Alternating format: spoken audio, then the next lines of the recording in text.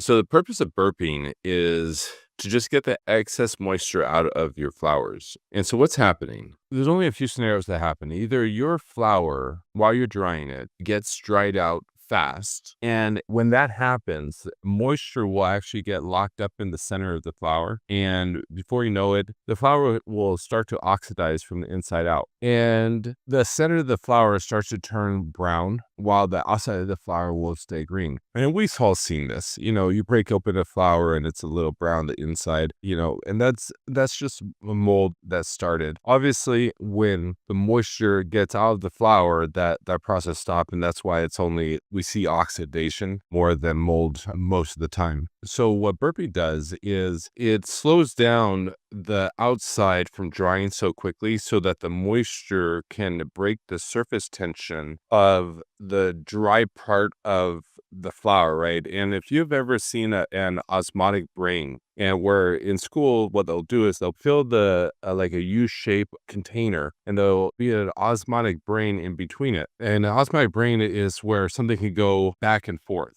And what they'll do, if you just put water on both sides, the same water, it will stay the same. But if you put salt water on one side and the regular water on the other, the salt water will actually pull up the regular water, right? Because it's looking for balance, and the salt can hold more water because there's more substance in it.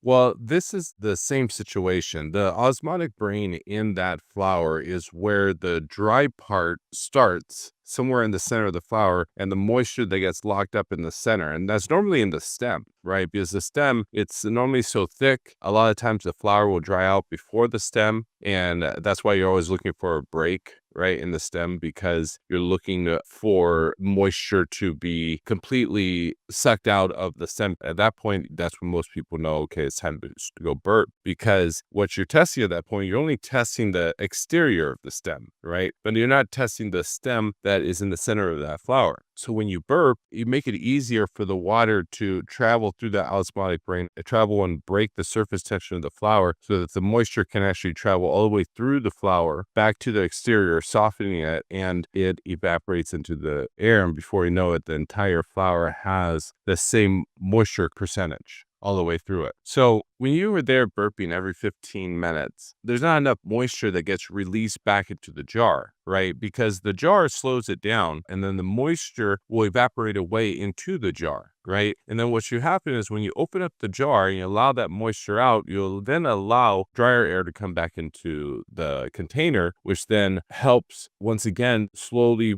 pull the moisture from the center of that flower out to the exterior environment in the jar. And then when you open it up again, you are releasing the excess moisture and allowing dry air to come back again. And that experience really should be every few hours, especially if you are new to growing and everything along those lines. Like at least once a day, you're opening up that jar, maybe twice a day, you're opening up that jar. And really what you're doing when you're opening up that jar is you're building your experience every 12 hours by reaching in, grabbing that flower, feeling where it started as being dry, but then maybe after a day or two, it starts to get softened and moist again, right? And what you're doing is you're beginning the experience of how fast your flower dries on the stem. Then you shift it into a glass jar or a turkey bag or a paper bag. It depends on the experience, but I actually like going from the stem, depending upon the size of the operation, normally to a paper bag, a large paper bag or large paper containers. That actually might end up being, and I've talked about this before, go check out my how to trim and dry videos, because I talk about corrugated cardboard boxes as a really great storage container that ends up being your final storage container. And I've also talked about large 20 and 30 gallon Mylar bags. If the product's off the stem, if you've already trimmed it and it's already looks really nice, then the Mylar bags have a value. You can also use turkey bags, and you like anything else, you put your